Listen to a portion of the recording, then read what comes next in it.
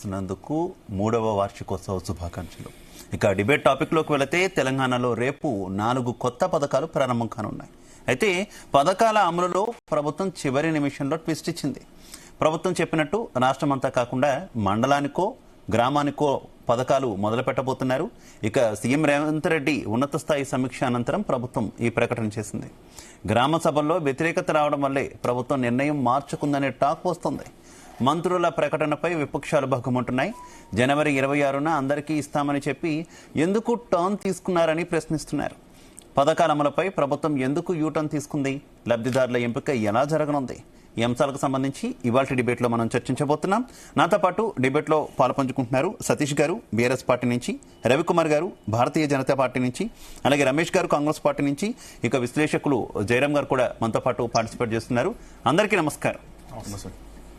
ముందుగా రమేష్ గారు మీతోనే స్టార్ట్ చేస్తున్నా. ఏంటి ప్రభుత్వం గణతంత్ర దినోత్సవం సందర్భంగా అందరికీ పథకాలన్నీ అమలు చేస్తామంటూ చెప్పి మళ్ళీ కండిషన్స్ అప్లై ఏంటి? ఇది కొంత కొత్త ట్విస్ట్ లా కనిపిస్తుంది. కండిషన్స్ అంటే నిజమైన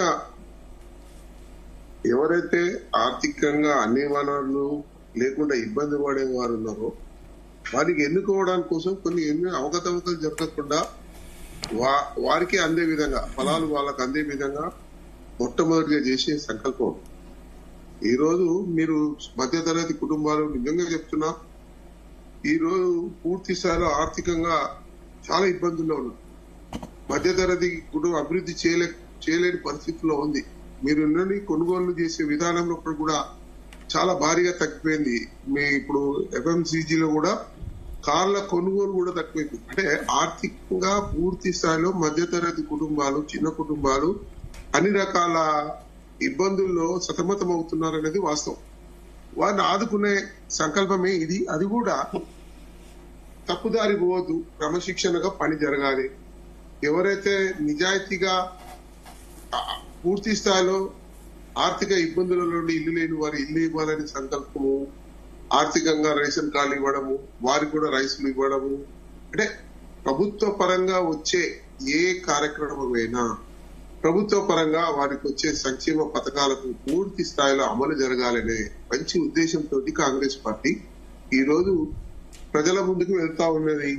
ప్రతిపక్షాలు కూడా మీరు ఏం చేయకముందే మొదటి నుంచే లడలడా అని మాట్లాడుతుంటే ఇట్లా మాట్లాడే విధానం ఉంటది. తప్పు జరిగిందని మీరు వెలుతోడు చూపిస్తే అది మంచిగుంటది. కానీ తప్పు చేయకముందే అసలు స్టార్టే కాలేదు, స్టార్ట్ కాకముందే మీదికి వెళ్ళబడితే ఇట్లా అది కూడా దాన్ని కూడా వాళ్ళ స్థాయిని కూడా అదుపులో ఉంచుకొని మాట్లాడి పూర్తి స్థాయిలో ప్రజలకు ఉపయోగపడే రీతిగా ప్రతిపక్షాలు ఉండాలి. కానీ అయితే రమేష్ గారు ఏడాది పూర్తయింది, ఏడాదిగా ఇంకా నిజమైన లబ్ధిదారులకు ఇవ్వడానికి ప్రయత్నిస్తున్నాం అని చెప్తే పబ్లిక్ అంటే ప్రతిపక్షాలని వదిలేద్దాం, పబ్లిక్ రిసీవ్ చేసుకోగలరా ఆ మాటల్ని? పబ్లిక్ నుంచి కొంత ఇబ్బందికర సిచ్యువేషన్ మీకు ఎదురు కాదా? ఆల్రెడీ ఎదురవుతున్నట్టుందిగా గ్రామ సభల్లో. నేను ఎక్కడ ఎదురు ఎక్కడో ఒక దగ్గర వాళ్ళు నేను ఒక విషయం చెప్తాను. తెలంగాణ ప్రత్యేక తెలంగాణ వచ్చిన మొట్టమొదటి ముఖ్యమంత్రి కేసీఆర్ 10 ఏళ్ల పాలన చేశారు. కాంగ్రెస్ పార్టీ ఎప్పుడైనా ముఖ్యమంత్రి అయిన మొదటిసారి ముఖ్యమంత్రి అయింది. మొదటిసారి ఇది కూడా 10 జిల్లాల తెలంగాణ. ఆయన కంప్యూటర్ యుగంలో వచ్చిన ఈ తెలంగాణ ప్రత్యేకమైన తెలంగాణ దాన్ని ఎంతో అభివృద్ధి చేసే విధానం ఉండదు. ఎక్కడ చేసిందంటే రింగు రోడ్లు మేమేసి, మీ ఫ్లైఓవర్ మధ్య ఎయిర్పోర్ట్లు మేమే కడితే అన్ని మేము చేసేటప్పుడు ఇంకా కొత్తది ఏమొచ్చింది? ఇలా కొత్తదనం అడపా ఏదో చిన్న చేస్తే అది గొప్పతనం. ఒక రెవల్యూషనరీ ప్రజలకు ఇది ఉపయోగపడాలి అనే దాని మీద ఎక్కడున్నది వాళ్ళకు? నేను అనేది ఏం సార్ అంటే ఇప్పుడు వాళ్ళు పథకం పెట్టిండ్రు, ఏది పెట్టిండ్రు? మేము ఆరోగ్యశ్రీ పెట్టినాం, దాన్ని ఇంప్లిమెంట్ చేయాల్సిన అవసరం ఉండే కదా. ఫీజు రియంబర్స్మెంట్ పెడితే ఆ రోజు చూడాలి అసలు ఒక అరటి పళ్ళు అమ్ముకునే ఒక చిన్న పేదవాడు కూడా పిల్లలు మంచిగా చదివించి ఇంజనీరింగ్ చేసే ఘనత ఆ కాంగ్రెస్ పార్టీకి ఉంది. అదే అటువంటి విధానాలు ఎక్కడ జరిగింది? 10 ఏళ్ల కాలంలో తెచ్చుకున్న తెలంగాణకు న్యాయం ఏమైనా జరిగింది? తెచ్చుకున్న తెలంగాణకు ప్రజలకు అభివృద్ధి ఏమైనా జరిగింది? మధ్యతరగతితోడే గరీబోడుగా ఉన్నాడు, ఉన్నవాడు పెరుగుతా పోయాడు ఆయన హయాంలో. ఈరోజు సమతుల్యంగా ప్రజలను తీసుకెళ్లి వృద్ధి రేటు పెంచి మనం ఆర్థికంగా ఇప్పుడు ఉన్న పరిస్థితులు చాలా మధ్యతరగతి కుటుంబాలు కొనుగోలు కూడా చేయలేకపోతున్నాయండి. ఓకే రమేష్ గారు. అటువంటి పరిస్థితుల్లో మనం కాపాడుకోవాలని బాధ్యత ప్రభుత్వాలది. మీరు ప్రభుత్వం అంటే నా సొంత ఇల్లు నా జాగిదాదు మొత్తంలాగా పనిచేయదు, ఎవరైనా మంచిది. అదే పార్టీ. ఓకే రమేష్ గారు, మళ్ళీ వస్తాం మీ దగ్గరికి. మిగిలిన పార్టీల అభిప్రాయాలు కూడా తెలుసుకునే ప్రయత్నం చేద్దాం. సతీష్ గారు మీ ఒపీనియన్ ఏంటి? ప్రభుత్వం ఆల్రెడీ మంత్రుల ప్రకటనలు చూశారు, 3 కొత్త పథకాలు గణతంత్ర దినోత్సవం రేపు ప్రారంభిస్తున్నారు. కాకపోతే కండిషన్స్ అప్లై అంటున్నారు, ఏం చెప్తారు?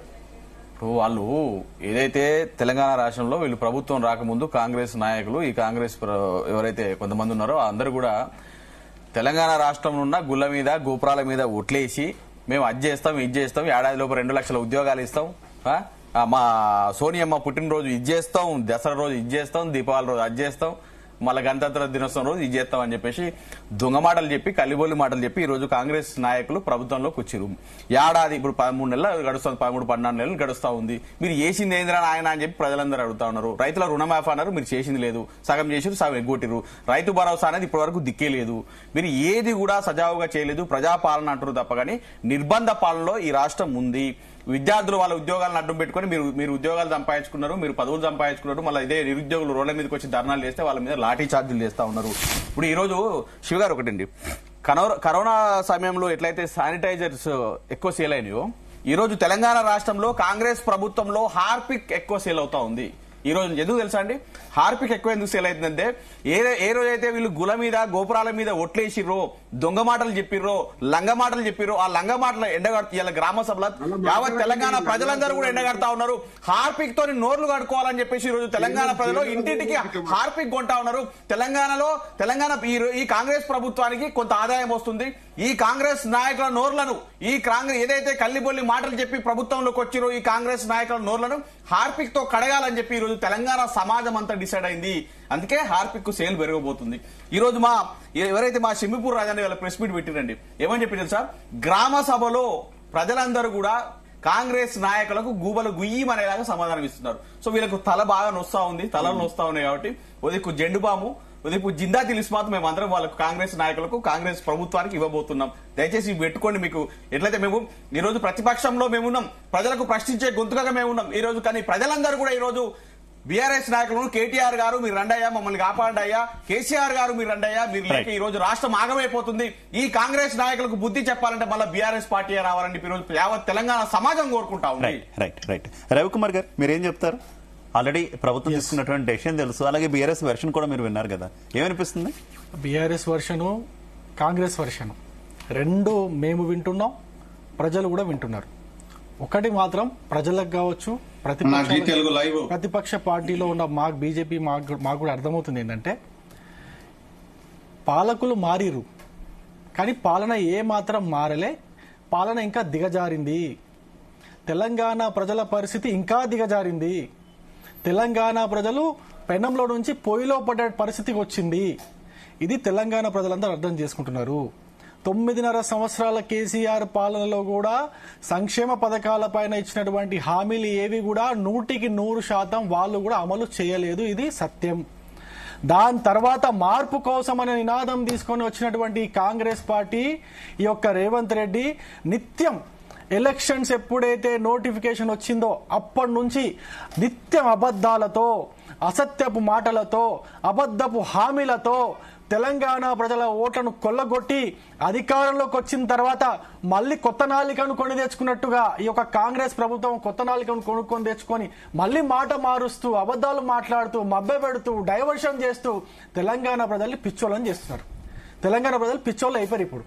ఇప్పుడున్న పరిస్థితి తెలంగాణ రాష్ట్రంలో ఏమండి ధనిక రాష్ట్రం అని చెప్పేసి టీఆర్ఎస్ వాళ్ళు పెద్ద బాకం మోగించారు. ఇప్పుడు కాంగ్రెస్ పార్టీ వాళ్ళు వచ్చి మేము అన్ని ఇస్తాం డబల్ ఇస్తాం అని చెప్పేసి వాళ్ళు కూడా పెద్ద బాకం మోగించారు. కానీ తెలంగాణ రాష్ట్రంలో ఇప్పటికి కూడా 80% మంది ఇంకా పేదలే. ఈ రాష్ట్రంలో ఎన్ని రేషన్ కార్డ్స్ ఉన్నాయి, ఎన్ని రేషన్ కార్డ్స్ కావాలా, ఎక్కడ ధనిక రాష్ట్రం అయింది, ఏ విధంగా ధనిక రాష్ట్రం అయింది?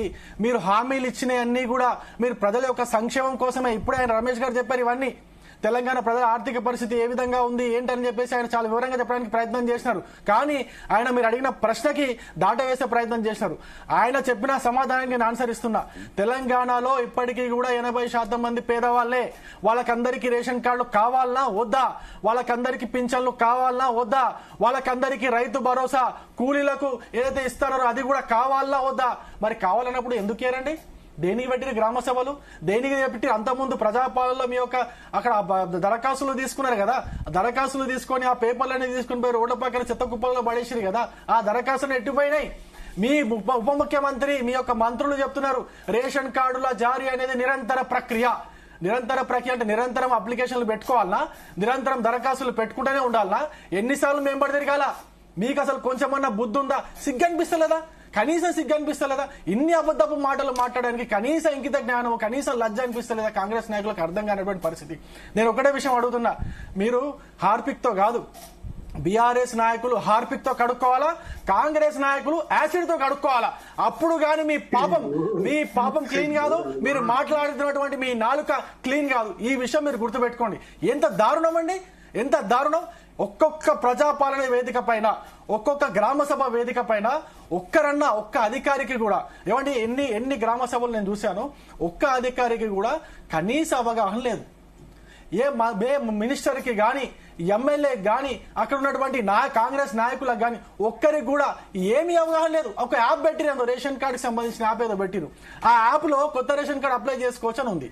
దాంట్లో కొత్త రేషన్ కార్డు లేదు, పాడలేదు.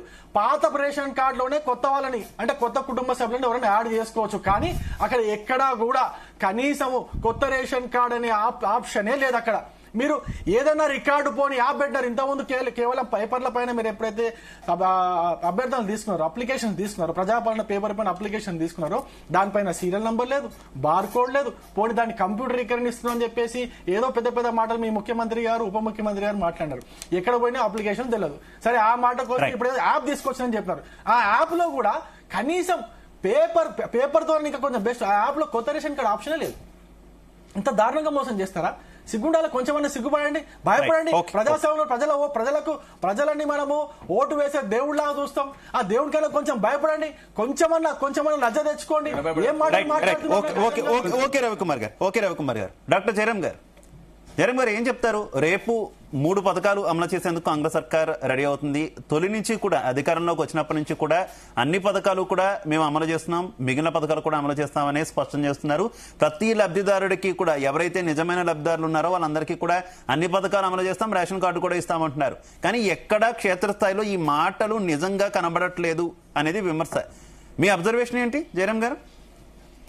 శివ, మీకు జీ న్యూస్ ప్రేక్షకులకు, ప్యానెల్లో ఉన్న గౌరవనీయులైన మిత్రులకు, అన్ని రాజకీయ పార్టీలకు 75 కంప్లీట్ చేసి 76వ గణతంత్ర దినోత్సవ శుభాకాంక్షలు అడ్వాన్స్ గా చెప్తున్నాను. దీనికి నేను సిగ్గుపడుతున్నాను. విషయం ఏంటంటే, రాజకీయ పార్టీలు ఏం చెప్తున్నాయంటే రేషన్ కార్డులు అందరికి ఇవ్వటం లేదు, చేయటం లేదు అనేది పాపం చాలా 3 పార్టీలు విపరీతమైన బాధపడిపోతున్నారు. కన్నీళ్ళు వస్తుంటే హుస్సేన్ సాగర్ నిండుతుందేమో ఇప్పుడు వీళ్ళ కన్నీళ్ళని చూసి. విషయం ఏం జరిగిందంటే, ఇక్కడ నాకు అర్థమైంది ఏంటంటే, 75 సంవత్సరాలు కంప్లీట్ అయిపోయి 76వ సంవత్సరంలో అడుగు పెట్టబోతున్నాం రేపు. అంటే 90% ఉన్న నిరుపేదలు 1947 నుంచి ఇప్పటి వరకు అదే స్టోరీలో రాజకీయ పార్టీలు చెప్పుకుంటూ వస్తున్నాయి. అంటే మార్పు రావాలి. ఎక్కడ మార్పు వచ్చింది అంటే, వీళ్ళ దోపిడీలు చేయడం లోపల మార్పు వచ్చేసింది. నెంబర్ 1.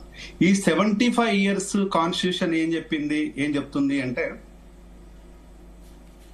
ఎవరికైతే ఎంప్లాయ్మెంట్ ఉందో ఎంప్లాయ్మెంట్ ఇవ్వండి, ఎడ్యుకేషన్ ఇవ్వండి, హెల్త్ ఇవ్వండి అనేది కామన్ సూత్రాన్ని మనం ఫాలో కమ్మని చెప్తుంటున్నాం. దాంతో పాటు వచ్చేసి reservations Babasaheb Ambedkar only 10 years మాత్రమే పెట్టాలని చెప్పింది. ఆ 10 years రిజర్వేషన్స్ కాస్త ఇప్పుడు 75 years కంప్లీట్ అయ్యి 76 years వచ్చింది. ఆ రిజర్వేషన్ పొందుతున్న కుటుంబాల లోపల ఎలాంటి మార్పులు రాలేదు. ఏదో 1%, 2% తప్ప పెద్ద కుటుంబాల్లో పెద్ద మార్పులు ఏం రాలేదు. నెక్స్ట్ వచ్చేసి, ఇప్పుడు అది మార్పులు రాకపోను, రిజర్వేషన్ కుటుంబాలు ఈరోజు అందరు దేశం మొత్తం మీద, రాష్ట్రం మొత్తం మీద ఈరోజు అందరినీ పేదలను చేసి ఆడుతున్నారు. రాజకీయ నాయకులు, ప్రభుత్వాలు సిగ్గుపడాలి దీనికి. ఈ 75 సంవత్సరాల లోపల రేషన్ కార్డులే ఉండకూడదు అనుకునే ప్రజాస్వామ్యాన్ని మనం తీసుకోవాల్సింది పోయి, రిజర్వేషన్లే ఉండకూడదు అనే సూత్రాన్ని మనము దాన్ని తీసుకోవాల్సింది పోయి, ఇంకా రిజర్వేషన్లు కొనసాగింపుతో పోటు ప్రజల్ని పేదలను చేసి రేషన్ కార్డులు అంటే అడుక్కోండి అన్నం పెడతామనే స్టేజ్కి తీసుకొచ్చేస్తున్నారు. దీనికి ప్రభుత్వాల్లో ఉన్న పెద్దలకు మాత్రము విపరీతమైన ఆస్తులు పెరుగుతాయి. కార్పొరేటివ్ కంపెనీలకు న్యాచురల్ రిసోర్స్ ని పంచిపెట్టొచ్చు. వీళ్ళు సేవ చేస్తామని వచ్చేసి లక్షల కోట్లు కొల్లగొట్టొచ్చు. ఒక ఇంట్లో ఒక కారు కాదు, 10 కార్లు కూడా సరిపోదు, 10 బంగ్లాలు కాదు, 100 బంగ్లాలు కూడా సరిపోదు, 10 కోట్లు కాదు, లక్షల కోట్లు కొల్లగొట్టొచ్చు. పేదలకు మాత్రం రేషన్ కార్డులను మాత్రం మేము పంచుతున్నామని సిగ్గు లేకుండా, సిగ్గుపడకుండా, ఏ మాత్రం కూడా మనుషుల్లాగా బిహేవ్ చేయకుండా చెప్తూనే ఉన్నారు. తెలంగాణకు ముందు, తెలంగాణ వచ్చిన తర్వాత ప్లస్ తెలంగాణ కంటే ముందు తేడా ఏమున్నది? తెలంగాణ వస్తే ఏదో మారుతుంది. మారింది? కేసీఆర్ కుటుంబం, కులం తప్ప. ఇప్పుడు కేసీఆర్ కులం పోయింది, కుటుంబం పోయింది. ఇప్పుడు రేవంత్ రెడ్డి కులం తప్ప, రేవంత్ రెడ్డి కుటుంబం తప్పితే ఏం మారింది? రేవంత్ రెడ్డి అన్నదమ్ములు తప్పితే ఏం మారింది? ఈరోజు రెడ్డి అనే ట్యాగు ఒక పోలీస్ స్టేషన్ లో ఒక ఎస్ఐకో సిఐకో ఉంటే మాట్లాడడం కష్టం. ఆ ట్యాగ్ ఉన్న పేర్లతో కంట్రోల్ చేయడం చాలా కష్టం అని ఈరోజు బహిరంగంగా ప్రజలు చెప్పుకుంటున్నారు, బాధపడుతున్నారు. ఆ రోజుకి ఈ రోజుకి ఏం మారింది? ఏం మారలేదు. మరి 75 సంవత్సరాల స్వతంత్ర భారతం లోపల ఈ రోజు మనము రేషన్ కార్డుల కోసం కొట్టుకుందామా? రేషన్ కార్డులు లేని సమాజాన్ని కోరుకుందామా? ఈ రోజు ఫ్రీబీస్ ఇస్తున్నాం. ఫ్రీబీస్ మీరు దోపిడీ చేసిన ఫ్రీబీస్ కంటే ప్రజలకు ఇచ్చే ఫ్రీబీస్ ఎంత? మీకంటే దోపిడీ చేసిన ఈ సొమ్ము కంటే ప్రజలకు ఇచ్చే ఈ ఫ్రీబీస్ రేషన్ కార్డులు ఎంత? ఆ లెక్క కడితే మీ కుటుంబాలకు కానీ మీకు కానీ ఈ రోజు తీసుకున్నట్టయితే మిమ్మల్ని అంచనా వేస్తే ఎంత ఉంటది? ఈ రోజు ప్రజలకు ఇచ్చేది ఎంత? ప్రజలు ఈ రోజు నిరుపేదలు అయిపోయిండ్రు, రాష్ట్రం ధనికత అయిపోయింది. బంగారు తెలంగాణ చేసి మొత్తం నాశనం చేసిండు ఒక ఆయన. ప్రజా తెలంగాణ పేరు మీద ప్రజలంటే ఈయన కులం, కుటుంబం మాత్రమే అని ఈయన చూపిస్తాడు. దీనికి కదా మనం సిగ్గుపడాల్సింది, దీన్ని కదా ప్రశ్నించాల్సింది, దీన్ని కదా ప్రజల ముందు పెట్టాల్సింది. కానీ అది ఏమీ లేకుండా మేము పథకాలు ఇస్తున్నా. అరే అయ్యా, నువ్వేంద్రబాయ్ పథకాలు ఇచ్చేది? పథకాలు ప్రజలు మీకు ఇచ్చిండ్రు. 10 సంవత్సరాలు మోసం చేసిండ్రు అనే దాని మీద ఒక కొత్త పథకం తీసుకొచ్చేసి మీకు ప్రభుత్వాన్ని అంటగట్టిండ్రు. కానీ ఈ రోజు మీ దోపిడీ ఎంత? ప్రజలు బహిరంగంగా చెప్తున్నారు. ఏ మినిస్టర్ దగ్గరికి పోయినా కూడా, ఎక్కడికి పోయినా కూడా, ఏ ఆఫీస్కి పోయినా కూడా లంచాలు లేని పాలన లేదు, దోపిడీ లేని పాలన లేదు. అప్పుడు ఇప్పుడు 10 సంవత్సరాలలో ఏం జరిగింది, 11 సంవత్సరంలో ఏం జరిగింది? ఏమి లేదు కదా. ఇప్పుడు వాళ్ళ జీవితాలు ఎక్కడి నుంచి వచ్చినాయి అంటే ఇప్పుడు చెప్తున్నది ఏంటంటే కాబట్టి మాయా, మోసం. బంగారు తెలంగాణ పేరుతోని కేసీఆర్ మోసం చేస్తే ప్రజా తెలంగాణతోని రేవంత్ రెడ్డి మోసం చేస్తున్నాడు. శివ, మోసానికి ప్రతిరూపాల్లాగా ఉన్న వీళ్ళు రేషన్ కార్డులు పంచుతున్నారు తప్పితే రేషన్ కార్డులు మీకు ప్రజలు ఇస్తే ఈ రోజు మీరు ప్రజలు ఓట్లేస్తే గెలిచిన మీరు ఈ రోజు ప్రజల్ని మాత్రం బికార్లను చేసి రోడ్ల మీద నిల్చోబెడుతున్నారు. దీనికి కదా మనం సిగ్గుపడాల్సింది. స్వతంత్ర భారతదేశం లోపల 76వ గణతంత్రోత్సవం రేపు రిపబ్లిక్ డే జరుపుకోబోతున్న మనకు ఈరోజు ప్రజలకు సురక్షితమైన నీరియ్యము, క్షేమమీయము, సంక్షేమము, వైద్యమీయము, విద్యనీయము. ఏమిస్తావు? తాగుబోతులను తయారు చేసి వాళ్ళను పేడగట్టేసి ప్రాణాలు చేస్తే వైకుంఠ ధామాల. ఓకే జయరామ్ గారు, రమేష్ గారు పెనంలోంచి పొయ్యిలో పడ్డారని ప్రజలు భావిస్తున్నారని ఒక్కరు అంటుంటే, బంగారు తెలంగాణను ఒకరు మోసం చేస్తే ప్రజాపాలనను మరొకరు మోసం చేస్తున్నారని చెప్పేసి మనకి జయరామ్ గారు కూడా వ్యాఖ్యానిస్తున్నటువంటి పరిస్థితి. అలాగే ముఖ్యంగా లంచాల అంశాన్ని కూడా జయరామ్ గారు ప్రస్తావించారు. లంచం లేదే పని అవ్వట్లేదు అని చెప్పి. ఆల్రెడీ రాజాసింగ్ గారు బీజేపీ ఎమ్మెల్యే, ఆయన కూడా అదే విషయాన్ని ప్రస్తావించారు. మీకు తెలిసే ఉంటుంది, మీ నోటీస్కి వచ్చే ఉంటుంది. ఆయన కూడా పోలీస్ శాఖ నుంచి ప్రతి చోట కూడా లంచాలు ఇవ్వందే పని జరగట్లేదు అంటూ కూడా విమర్శిస్తున్నటువంటి సిచ్యువేషన్. ఏం చెప్తారు? ముఖ్యంగా ప్రతిపక్షాలుగా మాట్లాడే తీరు, విధానం ఒకటి గ్రహించాల్సిన 10 ఏళ్ల కాలంలో వచ్చిన ప్రతిఫలమే ఇది. 10 ఏళ్ళు కేసీఆర్ పాలన వల్ల వచ్చిన ప్రతిఫలం. 70 సంవత్సరాలు భారతదేశానికి 70 సంవత్సరాల్లో 70 సంవత్సరాలు వెట్టి చాకిరి, భూ సంస్కరణలు, జమీందారు విధానాలు రద్దు చేసి భూ సంస్కరణ భూములు వంచి ప్రజలను అధికులని అప్పుడు ఏముండే 70 పాలనలో రాకెట్ యుగం, కంప్యూటర్ యుగం తీసుకొచ్చింది కాంగ్రెస్ పార్టీ. కానీ దాన్ని కొన్ని కాంగ్రెస్ ఇతర పార్టీలు వచ్చుట్లా ఈరోజు చంద్రశేఖర్ ప్రభుత్వం చూడండి, బంగారం తాకట్లు పెట్టి నాశనం పెట్టించిన దేశాన్ని పూర్తి అధ్వానమైన పరిస్థితుల్లో పివి నరసింహరావు వచ్చి ఒక గ్లోబలైజేషన్, ప్రైవేటైజేషన్ ద్వారా దేశాన్ని ముందు తీసుకెళ్ళారు. ఇక హైదరాబాద్ లో ఆ రోజు టీడీపీ ప్రభుత్వం నుంచి కాంగ్రెస్ ప్రభుత్వం వచ్చినాక ఫీజు రీంబర్స్మెంట్ గానీ, ఆరోగ్యశ్రీ పథకాలు కానీ తీసుకొచ్చినాం. నేనేమంటున్నా, ఈ మొదటి ఏడాదిలో మనం కష్టపడితే రెండో సంవత్సరంలో ప్రతిఫలాలు ఉండాలి. 10 కాలాలు పాలించినప్పటికీ కూడా వాళ్ళ టీఆర్ఎస్ ప్రభుత్వం మొదటి తెలంగాణ ముఖ్యమంత్రి అయిన కేసీఆర్ గారి పాలనలో ఒక 10 ఏళ్లు గడిచినా 10 ఫలాలు రాలేదు. నేనేమంటున్నా, ప్రజాస్వామ్యం కూలి చేసిండ్రు, ప్రజలు నోరెత్తి ఎన్నడన్నా మాట్లాడినరా? ప్రజా సామ్యంలో ఇవాళ గ్రామ సభలు ఎప్పుడైనా పెట్టినరా 10 ఏళ్ల కాలంలో? ప్రజలు ఎప్పుడు గత 10 ఏళ్లలో ప్రజలు ఎప్పుడు నోరెత్తలేదు. ఈ రోజు మీ ఏడాది కూడా గడవలేదు, ప్రజలు నోరెత్తి తిడతా ఉన్నారు మిమ్మల్ని. అక్కడ మీ నోరే కట్టేసారు కదా, మీరు మాట్లాడారు, నోరు తిడతా ఉన్నారు కదా. ఇలా మా దగ్గరికి తెలంగాణ భవన్ వైపు తరలి వస్తా ఉన్నారు ప్రజలందరూ. ఇలా మీరు మూసీ పేరుతో, హైడ్రా పేరుతో ఇండ్లను కూర్చొని రోడ్ల మీద తీసుకొస్తే తెలంగాణ భవన్ తరలి వేస్తా ఉన్నారు.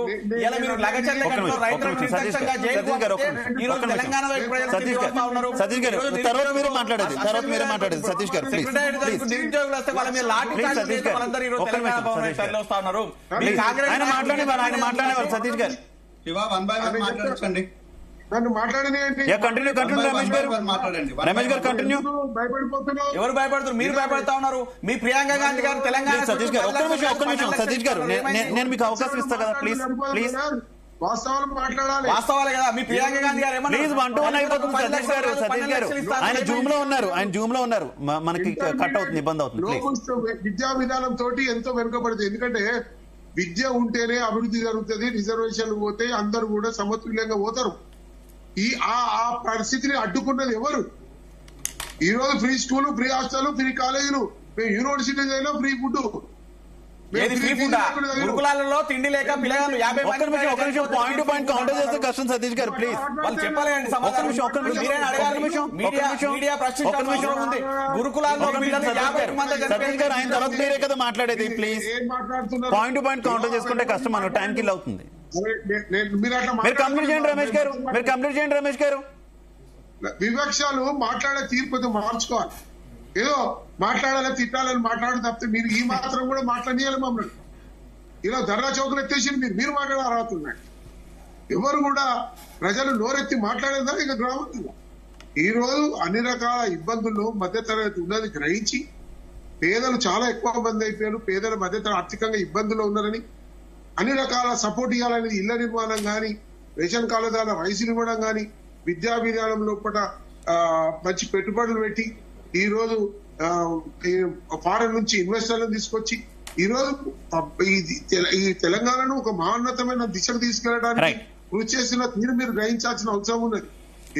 ఈ మొదటి కాలంలో కష్టాలుండే, 10 ఏళ్ల కాలంలో ఇచ్చిన ఆర్థిక ఇబ్బందులు మొదటి కాలంలో తీర్చుకుంటూ రెండో ఏడాది లోపల ఈ పరిస్థితులను అన్ని అధిగమించాలనే ఉద్దేశంతో ఈ రోజు అన్ని రకాల రమేష్ గారు సతీష్ గారు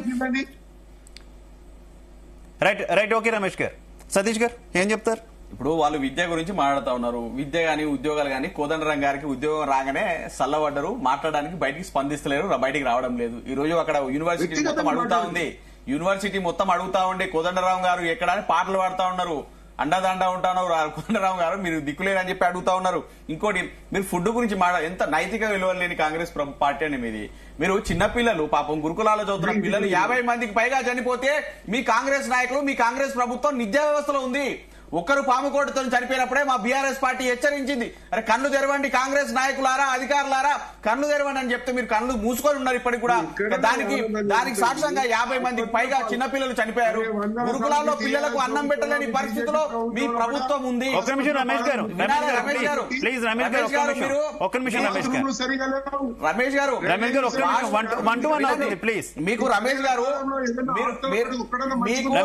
మీకు కాంగ్రెస్ నాయకులకు మీ కాంగ్రెస్ ప్రభుత్వానికి మాట్లాడడానికి ఏం లేదు. ఎందుకంటే మీరు ఈ గత 13 నెలల్లో ఈ కాంగ్రెస్ ప్రభుత్వం తెలంగాణ ప్రజలకు చేసింది ఏం లేదు. ఇటు ఎంపీలని 8 మంది ఎంపీలని పంపిస్తా, ఎంపీలు కూడా పోయి ఢిల్లీలో పోయి నిద్రపోతున్నారు తప్ప తెలంగాణకు ఒక రూపాయి తీసుకొచ్చింది లేదు, ఒక పరిశ్రమ తీసుకొచ్చింది లేదు, ఒక పెట్టుబడులు తీసుకొచ్చింది లేదు, ఒక నిరుద్యోగులకు ఉద్యోగాలు ఇచ్చింది లేదు. మీరు గురుకులాల పిల్లల్ని పొట్టన పెట్టుకుంటా ఉన్నారు, రైతులను పొట్టన పెట్టుకుంటా ఉన్నారు, నేతలను పొట్టన పెట్టుకుంటా ఉన్నారు, ఇటు ఆటో అన్నలను పొట్టన పెట్టుకున్నారు. తెలంగాణ సమాజాన్ని ఆగం చేసిరు. ఏ నోటితో అయితే మీరు అబద్ధాలు చెప్పారో ఆ నోరును మీరు హార్పిక్ తో కడగాల్సిన అవసరం మీకుంది. ఈ రోజు మీరు ఎన్ని ఒకటి రమేష్ గారు వినండి, మనం గతంలో చిన్నప్పుడు ఎప్పుడైనా స్కూళ్ళల్లో టీచర్ అడిగితే ఎల్లుండి రేపు రాసుకొస్తాం టీచర్ నోట్బుక్, ఎల్లుండి రాసుకొస్తాం టీచర్ నోట్బుక్ అన్నట్టు మీ దొంగ కాంగ్రెస్ ప్రభుత్వం ఏమని చెప్తుంది? సోనియమ్మ పుట్టినరోజు పథకాలు ఇస్తాం, లేకపోతే దసరాకు పథకాలు ఇస్తాం, దీపావళికి పథకాలు ఇస్తాం, లేదా గణతంత్ర దినోత్సవం అప్పుడు రేషన్ కార్డులు ఇస్తాం, లేదా ఒక గ్రామానికి ఇస్తాం, 2 గ్రామానికి రెండు మాటలు చెప్పి కాంగ్రెస్ ప్రభుత్వం కాలయాపన చేస్తా ఉంది. మీ ప్రభుత్వం చేస్తా ఉంది ఏంది? కేవలం కమిటీలు వేయడం, కాలయాపన చేయడం మీ కాంగ్రెస్ ప్రభుత్వం చేస్తా ఉంది తప్ప వేరే ఏం లేదు. ఇప్పటికైనా మీకు నిజంగా చిత్తశుద్ధి ఉంటే, మీకు నైతిక విలువలు ఉంటే ప్రజాపాలనని మీరు ముందుకు వస్తే ప్రజలకు సేవలు అందించండి. మిమ్మల్ని నమ్మి తెలంగాణ ప్రజలు మోసపోయారు. ఈ రోజు యావత్ తెలంగాణ ప్రజలు కన్ను తెరిచారు. ఈ దొంగ కాంగ్రెస్ మాటలు నమ్మి ఈ రోజు మేము వాళ్ళకి ఓటేస్తే మమ్మల్ని ముంచారని ప్రతి గ్రామ సభలో మిమ్మల్ని ఎండగడతా ఉన్నారు. మీకు నిజంగా మీరు ప్రతి ఒక్క కాన్షియస్ లోకి వెళ్ళి తిరిగే విలువలు మీకున్నాయా? కాన్షియస్ లోకి వెళ్ళి ప్రజల్ని కలవండి, మీకు బుద్ధి చెప్తారు. ఈ రోజు ప్రజలందరూ వెయిట్ చేస్తా ఉన్నారు. ఎమ్మెల్యేలు ఎంపీలు రండి, మీకు సమాధానం. రవికుమార్ గారు ఒక్క నిమిషం, రమేష్ గారు, రవికుమార్ గారు ఒక్క నిమిషం, రమేష్ గారు ఒక్క నిమిషం ప్లీజ్. మనం ఇలా కంటిన్యూస్ గా మనం మాట్లాడుతుంటే కరెక్ట్ కాదు. ప్లీజ్ రమేష్ గారు ఒక్క నిమిషం, నేను మళ్ళీ మీకు అవకాశం ఇస్తా. రవికుమార్ గారు మాట్లాడతారు. రవికుమార్ గారు ఏంటి, కేంద్ర మంత్రి బండి సంజయ్ గారు బాంబు పిలిచారు మధ్యలో ఆయన మాట్లాడిన పాయింట్ కూడా చాలా వైరల్ అవుతుంది కదా. ఏంటి ఇళ్లకు సంబంధించి ఆయన చేసినటువంటి వ్యాఖ్యలను ఏ రకంగా చూస్తారు? ముందు నేను వీళ్ళిద్దరు మాట్లాడిన పాయింట్ దగ్గరకు వస్తాను. వీళ్ళిద్దరు కూడా దొందే, ఇద్దరు కూడా శుద్ధపూసలుగా మాట్లాడుకుంటున్నారు. కానీ వీళ్ళ 10 ఏళ్ల పాలన, 9.5 ఏళ్ల పాలనలో వీళ్ళు చేసింది కూడా అదే. ఇప్పుడు కాంగ్రెస్ పార్టీ ఇంకా ఘోరంగా చేస్తుంది. ఇది తెలిసిన విషయం, అందరికి అర్థమైన విషయం. ఇప్పుడు బీజేపీ ప్రభుత్వం కేంద్రం నుంచి ఏదైతే పథకాలు కేంద్రం ఏదైతే స్పాన్సర్ చేస్తుందో ఆ పథకాలకన్నిటికీ కూడా ఎక్కడ కూడా తూచా తప్పకుండా దానికి కావాల్సిన ఫండ్స్, నిధులు కావచ్చు, ఇంకా ఇతరత్ర అన్నిటిని కూడా శాంక్షన్ చేస్తా ఉంది. ఎక్కడ కూడా ఆపలేదు. అది రైతు భరోసా దగ్గర నుంచి, గ్రామీణ ప్రాంతాల్లో సంబంధించినటువంటి ఇళ్లకు ఇవ్వాల్సిన డబ్బు దగ్గర నుంచి, అదేవిధంగా గ్రామాల్లో ఇవ్వాల్సినటువంటి మంచినీటి గురించి ఇంతకుముందు రామ్మోహన్ గారు దీన్ని తీసుకొచ్చారు కాబట్టి చెప్తున్నారు. మంచినీటికి సంబంధించిన ఆ యొక్క పనుల గురించి కావచ్చు, ఇంకా ఇట్లా అనేక పథకాలు గ్రామాల్లో శుభ్రత కోసం కావచ్చు, గ్రామాల్లో రేషన్ బియ్యం వెంటనే వాళ్ళకి అందే విధంగా కావచ్చు, బియ్యం రైతులు పండించినటువంటి వడ్ల సేకరణ దగ్గర కావచ్చు, ఏ పనైనా కూడా కేంద్ర ప్రభుత్వం ఇంతవరకు ఎక్కడ కూడా తూచా తప్పకుండా, వదలకుండా, మిస్ కాకుండా అన్ని పనులు స్పష్టంగా ప్రజలకు అందేటట్టుగా, డైరెక్ట్ బెనిఫిట్ పద్ధతిలో రావాల్సిన కూడా వాటికి డీబీటీ పద్ధతిలో రావాల్సిన వాళ్ళ అకౌంట్ లో పడేటట్టుగా ప్రతి ఒక్క పనిని, ప్రతి ఒక్క పథకాన్ని, ప్రతి ఒక్క హామీని అమలు చేసింది కేంద్ర ప్రభుత్వం ఇప్పటి వరకు. ఇప్పుడు తెలంగాణలో ఉన్నటువంటి పరిస్థితి ఏంటండి? కాంగ్రెస్ ప్రభుత్వం అయితే 6 గ్యారంటీలు చెప్పి 6 మోసాలు చేసింది. 66 మోసాలు, 6 గ్యారెంటీలకు 66 మోసాలు చేసింది. ఈ ఛార్జ్ షీట్ రమేష్ గారు మీ గుండె పైన చేసుకొని చెప్పండి, మీరు ఆత్మవిమర్శ చేసుకోండి, మీరు ఒక్కసారి ఇంట్రోస్పెక్షన్ చేసుకోండి. మీరు ఇచ్చినటువంటి 6 గ్యారెంటీలు 6 మోసాలు కాదా? ఈ 6 గ్యారెంటీల్లో 66 అబద్ధాలు లేవా? మేము వేసినటువంటి ఛార్జ్ షీట్ కి మీ కాంగ్రెస్ ప్రభుత్వం గాంధీ భవన్ నుంచి సమాధానం ఇవ్వాల్సింది పోయి, మీ గాంధీ భవన్ లో రౌడీలను, గుండాలను పోషించి మా యొక్క పార్టీ ఆఫీస్ పైన దాడికి పంపించలేరా? మీరు ఈ విషయాలన్నిటిని కూడా ఒక్కసారి మీరు ఆత్మవిమర్శ చేసుకోమని చెప్తున్నాం. కానీ మీరు ఇదే విధంగా ఇదే పందాను కొనసాగిస్తూ మీరు ఇదే విధంగా తెలంగాణ ప్రజలను మోసం చేస్తామంటే మాత్రం ఊరుకునేది లేదు. మేము ఏ విధంగా అయితే ఈ బీఆర్ఎస్, తెలంగాణ రాష్ట్ర సమితి, భారత రాష్ట్ర సమితి పేరుగా మార్చుకున్నటువంటి ఈ యొక్క పార్టీ పైన ఏ విధంగా అయితే మేము గత 9.5 సంవత్సరాలు పోరాటం చేసినామో, 9.5 సంవత్సరాలు మేము అనేక కేసులు మా పైన వేసుకున్నాం. మా బండి సంజయ్ గారు అధ్యక్షుడిగా ఉన్నప్పుడు ఆయన తెలంగాణ మొత్తం పాదయాత్రలు 4-5 విడతల పాదయాత్రలు చేసి తెలంగాణ ప్రజలకు కాన్ఫిడెన్స్ ఇచ్చి ఈ యొక్క బీఆర్ఎస్ ప్రభుత్వాన్ని గద్దెదించే పని చేస్తాం. ఇదే పరిస్థితి కానీ మీరు కూడా ఇదే విధంగా కంటిన్యూ చేస్తే మీ ప్రభుత్వం యొక్క ఆయుష్ ఎన్ని రోజులు మీరే డిసైడ్ చేసుకోండి అని చెప్పి చెప్తున్నాను. మీరు ఇంకో విషయం అడిగారు, బండి సంజయ్ గారి గురించి, ఆయన ఈరోజు కామెంట్స్ గురించి అడిగారు. ఎస్, కేంద్రం స్పాన్సర్ చేస్తున్నటువంటి పథకం, ఇళ్లకు డబ్బులు ఇస్తుంది కేంద్ర ప్రభుత్వం. డబ్బులు ఇస్తున్నప్పుడు ఎందుకు పెట్టకూడదండి?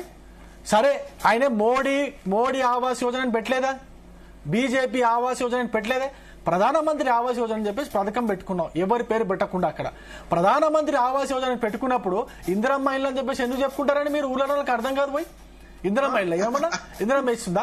మోడీ గారు ఇస్తున్నారు, అయినా కూడా మోడీ గారు ఆ పథకానికి ఆయన పేరు పెట్టుకోలేదు. పోనీ బీజేపీ నాయకులు ఏ ఒక్కరు పేరు పెట్టుకోలేదు. మాకు లేరా? మాకు నాయకులు లేరా? మాకు అటల్ బిహారీ వాజ్పేయి గారు లేరా? అంతకుముందు నాయకులు వాళ్ళ పేరు పెట్టుకోవాలని పెట్టుకోలేమా?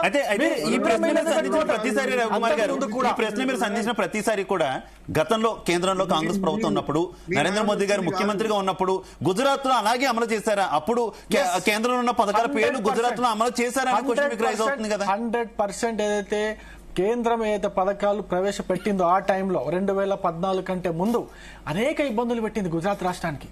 మీకు తెలుసు, అనేక ఇబ్బందులు పెట్టింది. ఫండ్స్ ఇవ్వలేదు, శాంతి భద్రతలకు సహకరించలేదు, ఎక్కడ కూడా సంక్షేమ పథకాలకి డబ్బులు ఇవ్వలేదు, ఎక్కడ కూడా మౌలిక వస్తువులు కల్పించడానికి ఆటంకాలు కల్పించింది. అన్ని కల్పించినప్పటికీ కూడా అన్ని ఆటంకాలను ఎదురొడ్డి బయటపడి గుజరాత్ రాష్ట్రాన్ని ఒక దేశంలోనే అభివృద్ధి చెందిన రాష్ట్రంగా నిలబెట్టినటువంటి ఘనత మోడీ గారిది.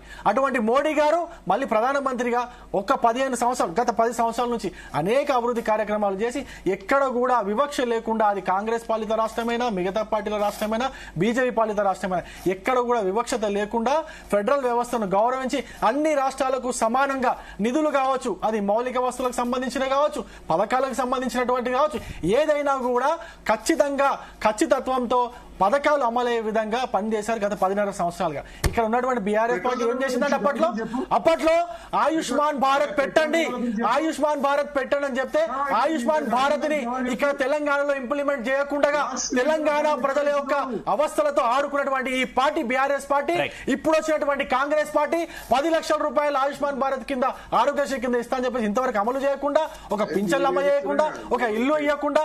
ఏమండి, ఇందిరమ్మ ఇల్లు ఎందుకు పెట్టాలని నాకు అసలు ఒక మాట చెప్పండి. ఇందిరమ్మ ఇల్లు ఎందుకు పెట్టాలా? కేంద్రం డబ్బులు ఇస్తుంది, మీరు ఇక్కడ ఇల్లు ఇవ్వండి, పేదలకు ఇవ్వండి. మీరు కానీ ఇందిరమ్మ ఇల్లు అని పేరు పెడితే ఖచ్చితంగా దాన్ని వ్యతిరేకిస్తామని చెప్పేసి బండి సంజయ్ గారు చాలా స్పష్టంగా చెప్పినారు. ఎన్ని రోజులు ఆగాలండి? మేము కేసీఆర్ హయాంలో కూడా ఆయన ఫోటో పెట్టుకుంటాడు. ప్రధానమంత్రి రేషన్ కార్డు ఏమండి శివ గారు, రేషన్ కార్డులో ఏమి ఇస్తారండి? బియ్యం ఇస్తారు. బియ్యం ఎవరు ఇస్తున్నారు? డబ్బులు దానికి కేంద్రం ఇస్తుంది. మీ ఫోటో ఎందుకంటే నాకు అర్థం కాదు. మరి మీ ఫోటో కూడా పెట్టుకోకండి, మా ఫోటో కూడా పెట్టకండి, మాకేం అభ్యంతరం లేదు. కానీ దాని యొక్క అమలు ఖచ్చితంగా ప్రతి పేదవాడికి అందాలి, ఖచ్చితంగా ప్రతి పేదవాడికి అందాలి. అది మా ఫోటోల గురించి మాకు అవసరం లేదు, మా పేర్లు అవసరం లేదు. కానీ ఖచ్చితంగా పేద ప్రజలకి అన్ని పథకాలు కూడా ఖచ్చితంగా అందాలనేదే మా యొక్క యోచన.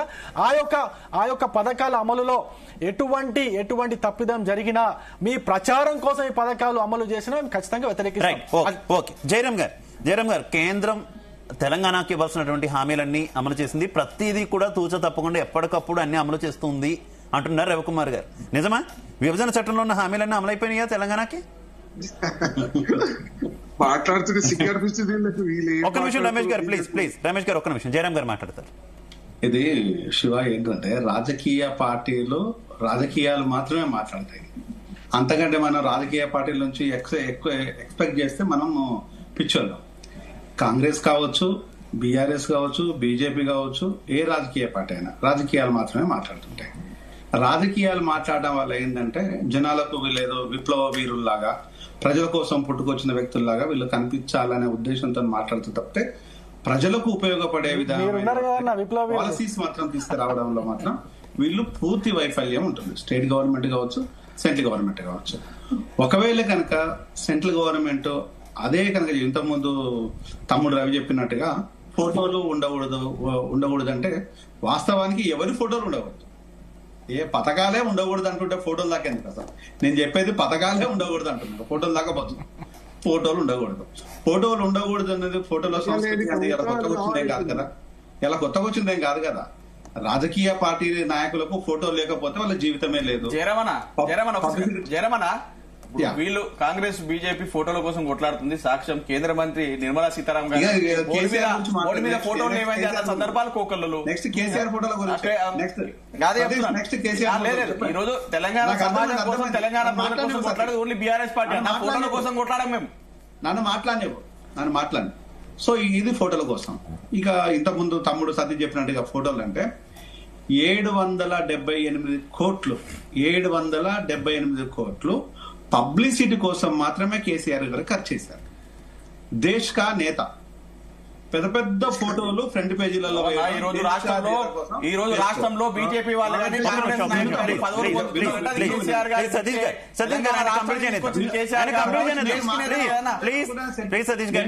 నేను ఎగ్జిట్ అవుతాను, నువ్వే మాట్లాడుకో, నాకు ఎలాంటి అభ్యంతరం లేదు. కంటిన్యూ జయరామ్ గారు కంటిన్యూ.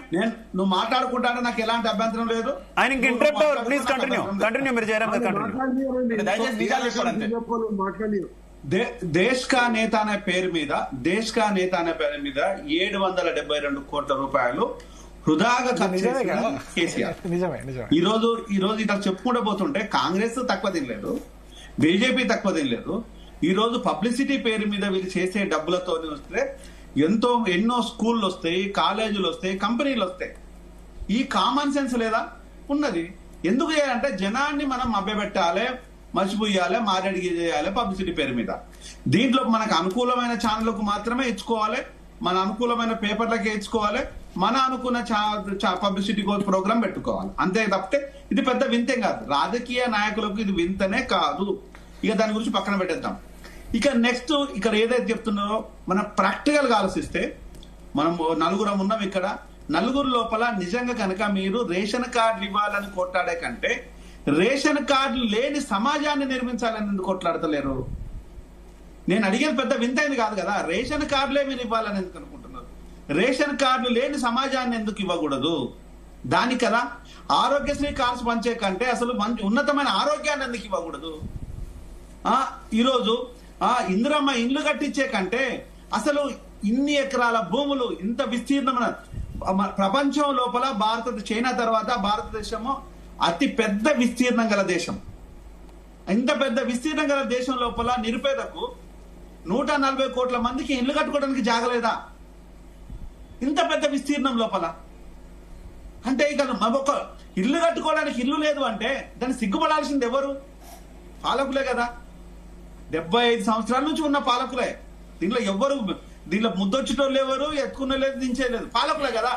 పాలకులు మాత్రము దోపిడీ చేయడానికి, లక్షల ఎకరాలు కొల్లగొట్టడానికి.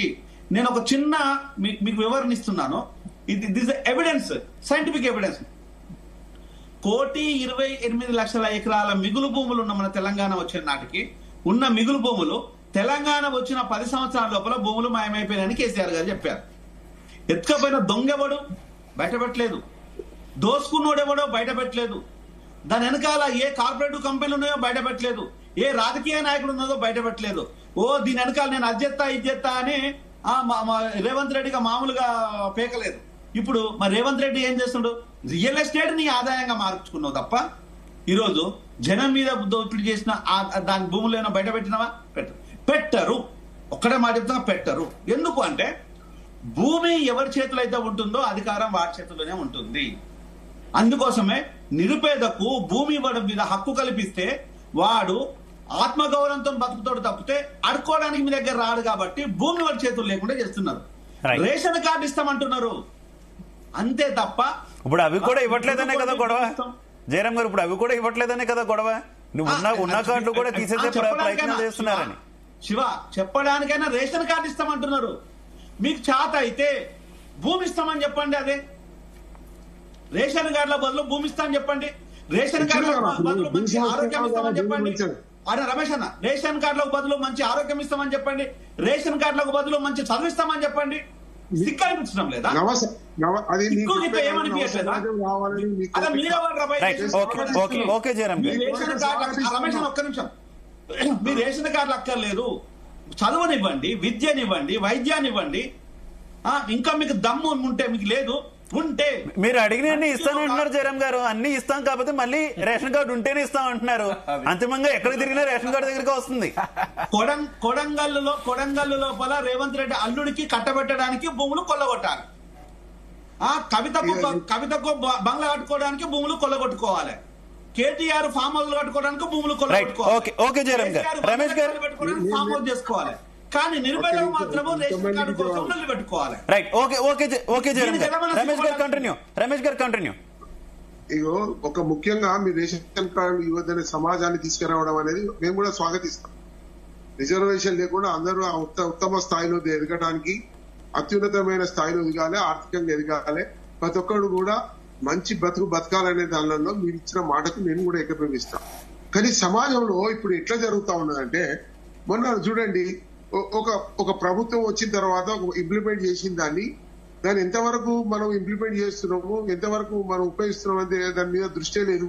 ఇప్పుడు రేషన్ కార్డు ఇచ్చిన sorry for the interruption Ramesh గారు, రిజర్వేషన్ అంశం వచ్చింది కాబట్టి రమేష్ గారు అందరూ స్వాగతిస్తున్నారు, రిజర్వేషన్ లేని సమాజం కావాలని. కానీ ఒక్క పార్టీకి కూడా ధైర్యం లేదు కదా, పోనీ ధైర్యం మాట దేవుడేరుకు చివరికి ప్రైవేట్ ఉద్యోగాల్లో కూడా రిజర్వేషన్లు అమలు చేయాలని డిమాండ్ చేసే సిచ్యువేషన్ కు వచ్చారు. మీ కాంగ్రెస్ పార్టీ దానికి మద్దతు ఇస్తుంది. ప్రైవేట్ ఉద్యోగాల్లో కూడా ఒకటే మాట రమేష్ అన్న, ఇప్పుడు ఒకటే మాట, రిజర్వేషన్లు ఉంటేనే క్లాసిఫికేషన్ ఉంటేనే మాలమార్గంలో ఉంటుంది, మాలమార్గంలో ఉంటేనే ఓటు బ్యాంకులో ఉంటుంది. ఈ రాజకీయం కావాలి కదా మనకు. ఓకే, ఆయన మాట్లాడిద్దాం, జయరామ్ గారు ఆయన మాట్లాడిద్దాం ప్లీజ్. రమేష్ గారు కంటిన్యూ. నేనేదో సమాజం ఆ రీతిగా రావడానికి గల ఇబ్బందులు మీరు గ్రహించాలి. ఒకటేసారి సమాజం ఈక్వల్ స్థాయిలో రావాలంటే కూడా ఇప్పుడు చూడండి 75 సంవత్సరాలు నేను ఒక్కటే విషయం మాట్లాడుతున్నా. ఇప్పుడు బీజేపీ ప్రభుత్వం పెట్రోల్ ధర నుంచింది, ఎవరి ఇళ్లకే కూర్చుంది డబ్బు, మధ్యతరగతి పేదోని దగ్గరనే కదా. కోర్టు ఇచ్చినాము, ఢిల్లీకి వెళ్ళి ఇచ్చినాము, ఆడికెళ్ళి ఇచ్చినాము, రోజుగారు పెట్టినాము, ఇది పెట్టినాము. అరే మీరు ఇచ్చే దానిలో గ్యాస్ సిలిండర్ అనేది ప్రతి ఇంటికి అవసరం ఉన్న గ్యాస్ సిలిండర్, దాని మీద సబ్సిడీ ఎత్తేసారు. స్వాతంత్రం వచ్చి 70 ఏళ్ళ 60 రూపాయల పెట్రోల్ ఉండే, 400 రూపాయల గ్యాస్ ఉండే, ఇలా ఎంత 1000 రూపాయలు. ఏది ఎవరి డబ్బు ఇది? మీ గ్యాస్ సిలిండర్లు మీ టైంలో ఎంతమంది ఇళ్లలో ఉంటుండే గ్యాస్ సిలిండర్లు, ఎంతమంది ఇళ్లలో ఉంటుండే గ్యాస్ సిలిండర్లు తెలియదు. వాడికి 1000-2000 రూపాయలు వచ్చిన దగ్గర నువ్వు లక్షల వేల రూపాయలు నెల సంపాదించుకుంటున్నావు. పెట్రోల్ అంటే ప్రతి ఒక్కరికి చిన్న బైక్ ఉండేది, ప్రతి దానిలో పెట్రోల్ పోసుడే. మీరు ఇటువంటి దృష్టి సాధన మేమేమో సాధించడం కూడా మాట్లాడతారు. ఇంకొకటి ప్రధాని రోజ్గార్ యోజన అనేది ఇప్పుడు కాదని ఆ సమానం నుంచి అదే పేరు వస్తుంది. మీరు ఒక్కసారి బీజేపీ ప్రభుత్వం, మీకు ఎందుకంటే స్వాతంత్రం వచ్చినప్పుడు బీజేపీ పార్టీ లేదు, అది ఉంటే మాత్రం ఇప్పటికి ఎప్పుడో ఖతమైపోవు. కానీ ఆ బీజేపీ పార్టీ లేదుగా అని మీకు తెలియదు. ఇంకొకటి ఏంటంటే కేంద్ర ప్రభుత్వాలు రాష్ట్ర ప్రభుత్వాలు స్వతంత్రంలో ఒక విషయం చెప్పండి, డబ్బు కేంద్ర ప్రభుత్వానికి చెల్లింపు చేస్తుంది పన్నుల ద్వారా. మీరు జిఎస్టీ ద్వారా పన్నుల ద్వారా మీకు రాష్ట్ర ప్రభుత్వం ఇస్తున్న దాని నుంచే డబ్బు ఇస్తున్నారు. మీరు కొత్తగా మాకేమో ప్రింట్ అయిపోయి దేశానికి ఇస్తున్నారు. మా డబ్బులను కోత పెట్టి మీరు మీ పేర్లు పెట్టుకుని ఇస్తున్నారు. దాన్ని ఎవరు గ్రహిస్తున్నారు? మీరేదో ఇళ్లకే తెచ్చి మోడీ గారు తెచ్చి ఇస్తున్నట్టు కేంద్ర ప్రభుత్వం అంటే ఎక్కడికో పాకిస్తాన్ అమెరికా అని చెప్తున్నారు. ఇది మేము ఇచ్చిన డబ్బును నాకు వాపసు ఇస్తున్నాం. నేను అనేది సమృద్ధిగా సమానంగా ఈ రోజు దేశాన్ని చూడండి, దొడ్డు బియ్యం ఇచ్చినా బ్లాక్ మెయిల్ లో అమ్ముకుంటారు. ఈ కేసీఆర్ ప్రభుత్వం చూసిందా? ఇలా సన్న బియ్యం ఇస్తే వాళ్ళు అమ్ముకునే పరిస్థితి ఉన్నదని. పథకాలు అందరికి ఇస్తారా చెప్పరాదు ఊకే ఇవన్నీ రమేష్ గారు ఓకే. సతీష్ గారు కంక్లూడ్. ఒక్క నిమిషం ప్లీజ్, కంక్లూడ్ పాయింట్ చెప్పాలి సతీష్ గారు. రమేష్ గారు వినండి, నేను ఒక్క నిమిషం చెప్తాను. నేను మళ్ళీ మీకు అవకాశం ఇస్తాను. లాస్ట్ లో మీకు కంక్లూడ్ తీసుకుంటా రమేష్ గారు, లాస్ట్ లో మీకు కంక్లూడ్ తీసుకుంటా ప్లీజ్. సతీష్ గారు కంక్లూడ్. రమేష్ అన్న వినండి, రమేష్ అన్నకు కాంగ్రెస్ నాయకులకు తినడానికి తిండిలే రాయా అంటే మీసాలకు సంబంధం అంటారు. అవన్నీ మాట్లాడుతున్నారు. ఇప్పుడు ఊళ్ళో మీరు ఏదైతే చెప్పారో పథకాలు అవన్నీ సకాలంలో ఇస్తారా ఇవ్వరా చెప్పండి. అది చెప్పడానికి మీరు ఇవ్వలేరు. రెండోది, కాంగ్రెస్ నాయకులు, కాంగ్రెస్ ప్రభుత్వంలో ఉన్న కాంగ్రెస్ నాయకులందరూ పొద్దున్నే లేచి దేవుని పటం కలిసి చెంపలు వేసుకుని గుంజీలు తీరి ఈ ప్రజలకు, తెలంగాణ ప్రజలకు మేము అన్ని అబద్దాలు చెప్పినాం, దేవుడా మమ్మల్ని క్షమించు, ఎట్లా మమ్మల్ని వాళ్ళు వెన్నుకోరు, నెక్స్ట్ మేము మా ప్రభుత్వం రాదు, వచ్చేది టీఆర్ఎస్ ప్రభుత్వమే, దయచేసి మమ్మల్ని కాపాడండి అని చెప్పి గుంజీలు తీయండి మీరందరూ. యథార్థాలు లేవు. ఏదో తిట్టాలని తిడుతున్నది తప్ప ఏదన్నా అదండి. అవగాహన అంటే లేదు. వీళ్ళకు అంటే Right. మినిమం కామన్ గా కొన్ని విలువలు మీరన్న మాటలే కదా. రైతు బంధు దళిత బంధు 10 లక్షలు కాదు 12 లక్షలు ఇస్తా అన్నారు. రైతు బంధు 5,000 కాదు 7,500 ఇస్తా అన్నావు. నిరుద్యోగులకు 2 లక్షల ఉద్యోగాలు ఇస్తా అన్నావు. ఆడవాళ్లకు స్కూటీలు ఇస్తా అన్నావు. మహిళలకు 2,500 ఇస్తా అన్నావు. ఇవి రకరకాలుగా ఎన్నో దొంగ మాటలు చెప్పి రైట్, ఓకే సతీష్ గారు రవికుమార్ గారు కంక్లూడ్. ఒక్క నిమిషం రమేష్ గారు మొత్తానికి రేపటి 4 పథకాలకు సంబంధించిన అమలు విషయం పైన ఏం మాట్లాడలే మొత్తం డిబేట్ లో. అది మాట్లాడకుండా మిగతా అన్ని మాట్లాడాడు. రైట్, తిడుతున్నారు ప్రతిపక్షాలు. ఒక నిమిషం విను. ప్రతిపక్షాలు తిడుతున్నారు అంటే మీ రేవంత్ రెడ్డి తిట్టిన తిట్లు ఎవరు తిట్టలే.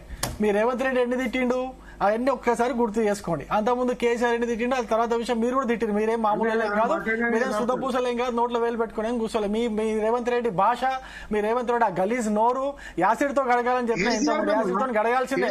యాసిడ్ తో గడగాల్సి ఆయన హార్పిక్ తో గడుకుంటున్నాడు.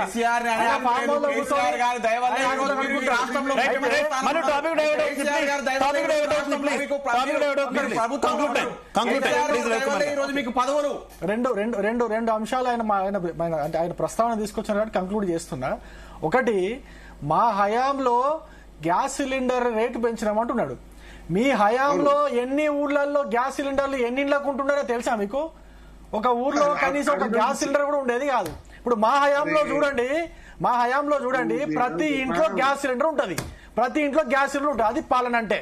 ఇంతకుముందు రామ్మోహన్ చెప్పినట్టుగా ఇది పాలన అంటే. ఇంకో విషయం చెప్తాను, మీ హయాంలో ఇదే పెట్రోలియం కంపెనీలకు ఎన్ని వేల కోట్ల రూపాయలు మీరు బాకీ ఉన్నారు తెలుసా? ఎవడు తీరుస్తాడు అవన్నీ? మేము తీర్చి మేము తీసుకొని వస్తున్నాం పెట్రోల్ ని. ఇంకో విషయం చెప్తా, రిజర్వేషన్ గురించి మాట్లాడండి. కానీ రిజర్వేషన్ ఇప్పటికీ కూడా నువ్వు నిజం మాట్లాడుతున్నాలే కానీ ఆర్థిక సామాజిక అంతరాలు ఉన్నన్ని రోజులు రిజర్వేషన్లు ఉంటాయి. రిజర్వేషన్ల కోసం పోరాటాలు జరుగుతూనే ఉంటాయి. నేనైతే రాజకీయ రాజకీయాలు కంటిన్యూ చేసేంతకాలం ఆర్థిక సామాజిక అంతరాలు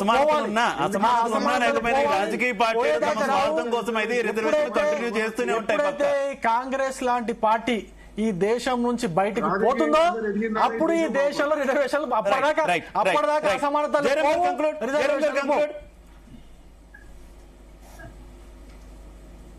శివ కంక్లూడ్ చేయండి ప్లీజ్. ఇక్కడ అనేది కాదు కానీ రాజకీయ నాయకులది ఉన్నంత కాలము, రాజకీయ నాయకుల దోపిడి ఉన్నంత కాలము, రిజర్వేషన్స్ ఉంటాయి. ఈ ఫ్రీబీస్ పేరు మీద దోపిడీ చేస్తుంటారు. ఫ్రీబీస్ అనేది ప్రజల కోసం ఇచ్చే స్కీమ్స్ కాదు. అది ఫ్రీబీస్ పేరు మీద వీళ్ళు చేసే దోపిడీకో ఇదొక మార్గం.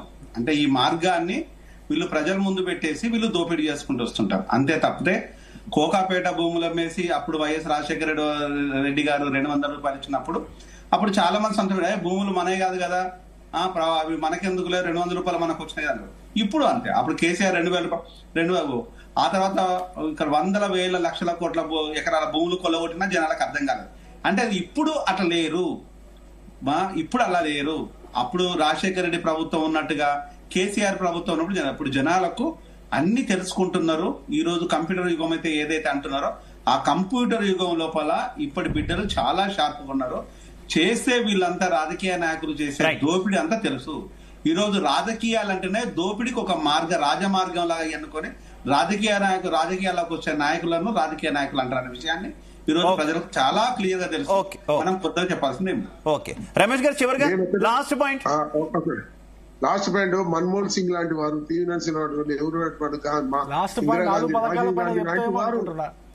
దేశాన్ని కంటిన్యూగా పాలిస్తే మనమన్నా ఈ పరిస్థితి వస్తుండే. రాజశేఖర రెడ్డి లాంటి వారు మన దేశాన్ని, ఈ రాష్ట్రాన్ని కూడా అలాంటి వారు పాలిస్తే ఇప్పటికి సమాజం మార్పు వచ్చేది. నేను ఏమంటున్నా, రేవంత్ రెడ్డి గారు పరిపాలిస్తే రాదంటారా మార్పు? అయితే సమాజంలో మార్పు రావాలంటే కాంగ్రెస్ పోవాలా? కాంగ్రెస్ పోతే గానీ సమాజంలో మార్పు రాదు. మీరు సమాధానం చెప్పలేరు. మీరు 4 పథకాలు కాదు. ఒక్క నిమిషం ప్లీజ్. అయింది లాస్ట్ పాయింట్, అయింది ప్లీజ్.